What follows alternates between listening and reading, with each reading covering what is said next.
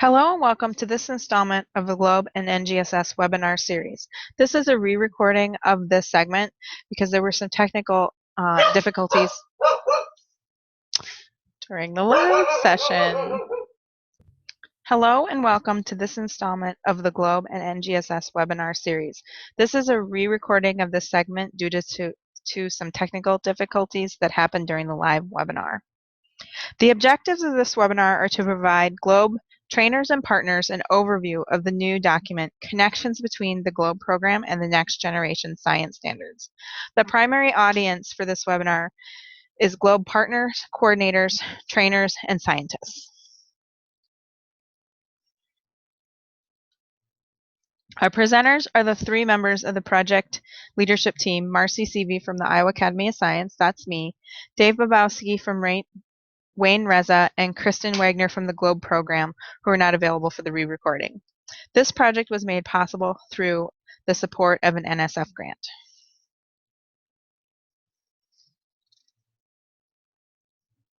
This and all of our NGS webinars can be found under the Professional Development Resources on the Globe homepage, www.globe.gov, in the Teaching and Learning tab. And the NGSS final product can be found under the Learning Standards option of the Teaching and Learning tab. We are going to assume that the members of this audience are partners and trainers and thus already familiar with Globe. We're also not going to take time today to present an overview of NGSS. To learn more about the Next Generation Science Standards, you may wish to watch the recordings of our pre-workshop webinars for this project. All four are still available on the Globe website. The pre-webinars provide an overview of the 7 conceptual shifts of NGSS and a discussion of what those shifts mean for Globe. During this webinar, we will give a brief overview of Globe and the NGSS Alignment Workshop project, and then we'll look at some screenshots of various parts of the final document. Originally, we stopped a couple of times for comments, and I'll still show those comment screens, but since this is a re-recording, there'll be no discussion. The diagram on this slide provides an overview of the phases of our project, from team recruitment to post-webinar dissemination of information. The major event was a 2.5-day workshop that engaged 22 Globe community members in the development of draft matches. The workshop was followed by internal and external reviews. This slide lists all of the Globe community members who took part in the alignment workshop. I cannot stress enough how important the team selection was to this process. Since our team would only be face-to-face for 2.5 days, it was very important that the time during the workshop be spent on reviewing Globe resources for alignment and not on educating members of the team about Globe or about NGSS. Team members were sought from across the U.S. from active Globe partnerships: trainers, teachers, and scientists. Team members were recruited primarily via email to Globe partnerships and announcements in Globe electronic communications, such as Facebook, newsletters, and posts to forums. Potential team members had to demonstrate prior knowledge of NGSS and agree to participate in or watch pre-workshop webinars. Most team members were already involved in their state-level NGSS review teams or other local NGSS initiatives. Applicants were sorted by role in Globe, NGSS experience working with specific grade levels, and science backgrounds. More qualified team members applied than were able to participate in the program. So just because someone was not selected didn't mean that they were qualified. It probably meant that many other people in their science area or their grade level also applied. The team members were selected so that expertise at all grade levels and all science areas were represented, and 6 teams of 3 to 4 members were created. Between the teams and the review phases, there were more than 550 matches between a Globe resource and an NGSS student performance expectation. We will take a look at some of those shortly. Actually, right now. Here is a macro level match table that shows which Globe investigation areas include matches for which disciplinary core ideas at middle school. The DCIs are on the rows, and the globe investigation areas are the columns. And where there is a match, there's either a P or an A. P means that there's at least one protocol that has been identified as appropriate for classroom instruction for at least one of the student performance expectations in that science area. And A means the same thing for globe activities. This table is provided for every grade level and can be used to quickly identify which areas of NGSS have connections to globe and which do not. These tables were received very positively in the public review, with several reviewers stating that this is where they would start in the search for how to implement NGSS through Globe. In fact, one reviewer said that this is all the detail that she would need. Tell her which investigation area to concentrate on, and she would pick the individual activities and protocols to use with her class. However, most reviewers wanted this and student performance expectation level matches. Here is a look at the student performance expectation level matches. These matches are presented these matches are presented by disciplinary core idea, which is what is shown here, and by topic, because it is likely that some states will adopt DCI organization and others will adopt NGSS by topic level. The DCI tables are organized by grade level and then DCI. Shown here are two kindergarten physical science student performance expectations. The first is one that matches to a globe picture book, two accompanying activities, and the surface temperature protocol. All four of these resources could be used together, likely with some non-globe activities, to prepare students to demonstrate that they can make observations to determine the effect of sunlight on the Earth's surface. No globe resources were matched to the second student performance expectation.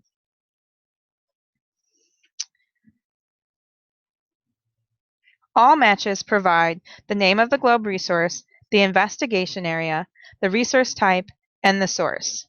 Ideally, our document would include hot links directly to the resource on the web. However, many of the URLs which we did enter into our database became dead URLs before we even got to our 2.5-day workshop. And rather than provide links that wouldn't necessarily go, some would go and some wouldn't, we decided to leave this out of the PDF. Hopefully that can be integrated into a future, updated in the future.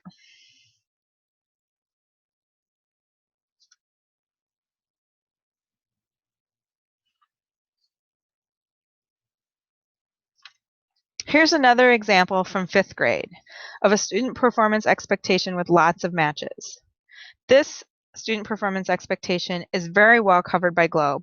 Actually, this is the first of 3 pages of matches for this expectation. It would be very easy for a teacher to select among these matches and develop a complete Globe unit to meet this student performance expectation. And in fact, it would be very easy for 2 different teachers to develop very different units that used many of these resources and answered this unit.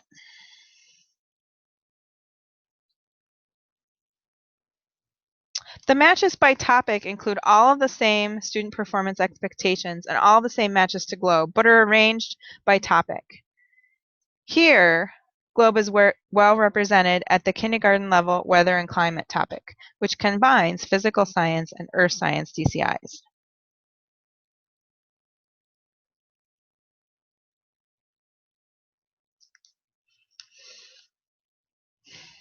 And at this time in the live webinar, we'd stopped to have a discussion of how can you use these matches within your workshop and in your outreach to schools.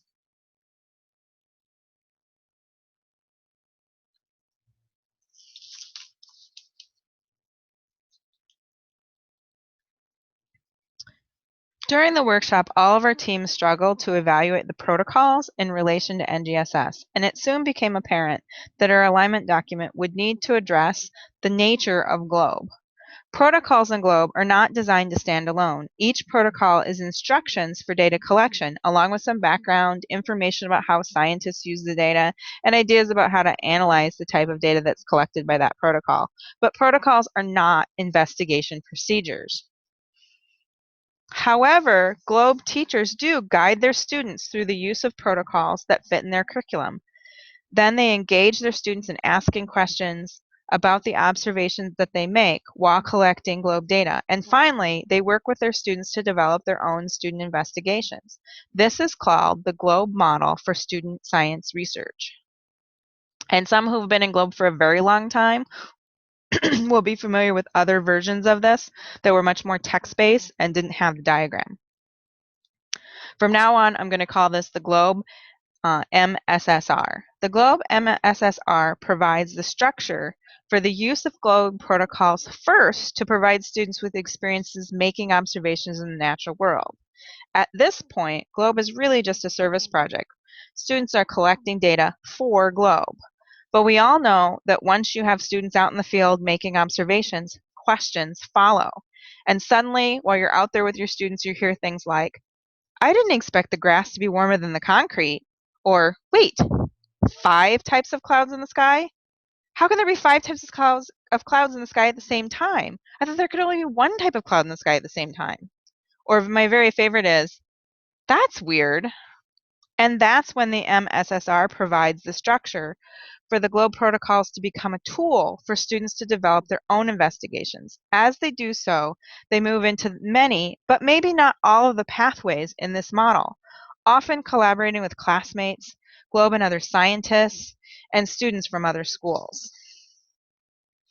If we were only to make direct matches between protocols, activities, and student performance expectations, we would miss a lot of the nature of GLOBE.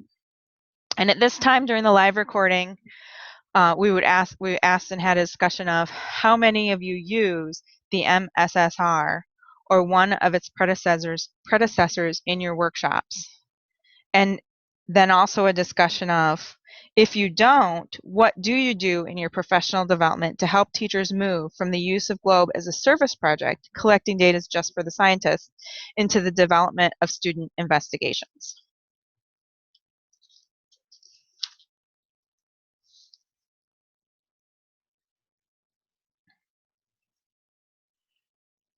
The Next Generation Science Standards Appendix F provides an overview of each practice and a description of the progression of the development of that practice from kindergarten through 12th grade.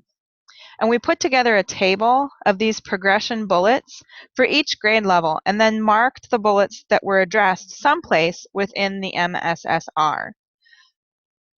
So that would mean here, looking at practice 4, analyzing and interpreting data for K2, what that would look like in the classroom is students recording observations, thoughts, and ideas, and students using and sharing pictures, drawings, and other writings and observations, etc.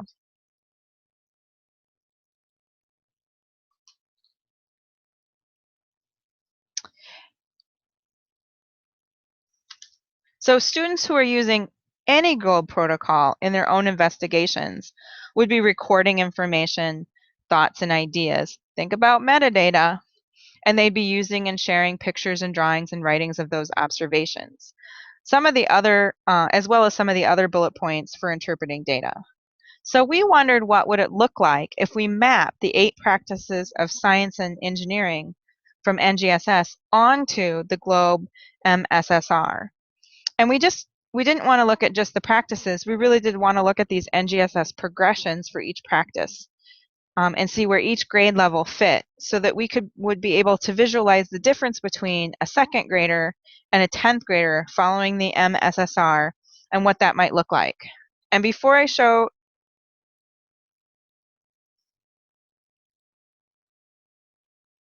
oh, excuse me.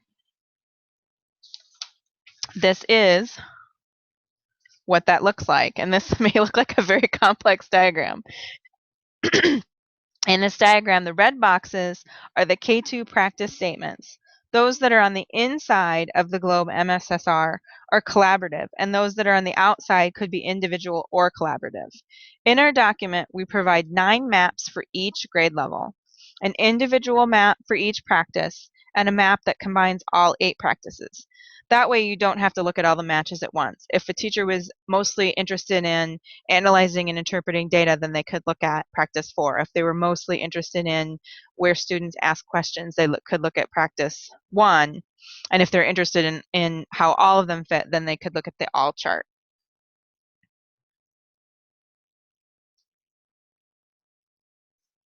And then it is our hope that these diagrams might eventually be integrated into the Globe website as a clickable interactive so that teachers could toggle on and off only the practices that they're interested in, and also maybe look at things like, what if we looked at practice number 5 across all grade levels at the same time? How could we do that progression throughout our entire school district? Here we've zoomed in on just a portion of the diagram so you can get a little bit better picture of what they look like. At all grade levels, the MSSR provides students with opportunities to engage in all of the practices of science and engineering save one.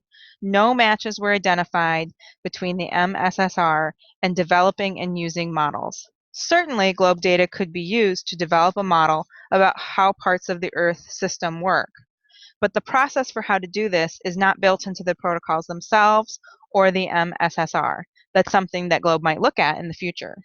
That doesn't mean that Globe doesn't address models. Several of the activities and some of the protocols were identified as matches to modeling as a practice in a specific student performance expectation. As states begin to adopt and implement NGSS, these diagrams may serve as a starting point to identify how Globe investigations can provide students with experiences doing the practices. And then the question that we would have asked if we hadn't had the technical difficulties is, how could you use the next generation science standard practices mapped to the Globe MSSR within your workshops?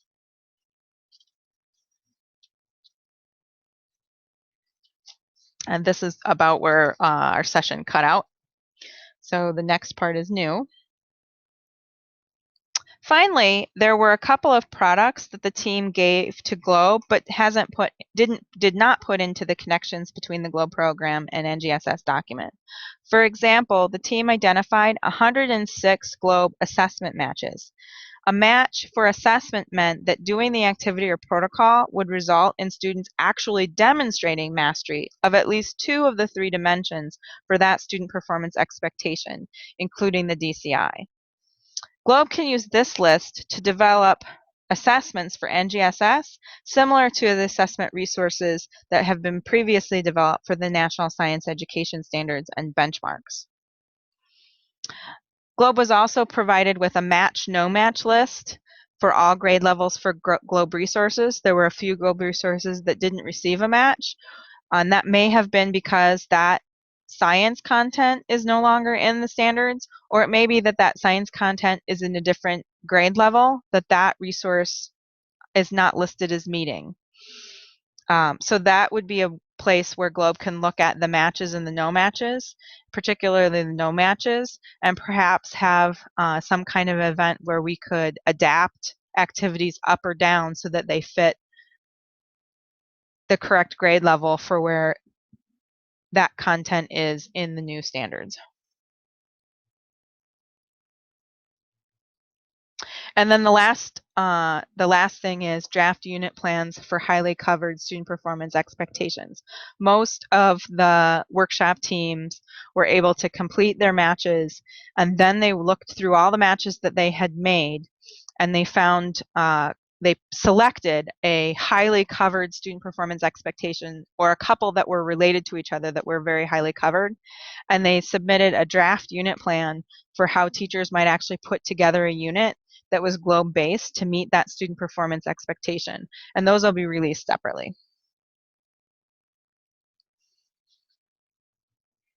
Now is the time for questions, and I would encourage you, if you're watching this recording, to submit your questions to one of the Globe forums on the Globe website.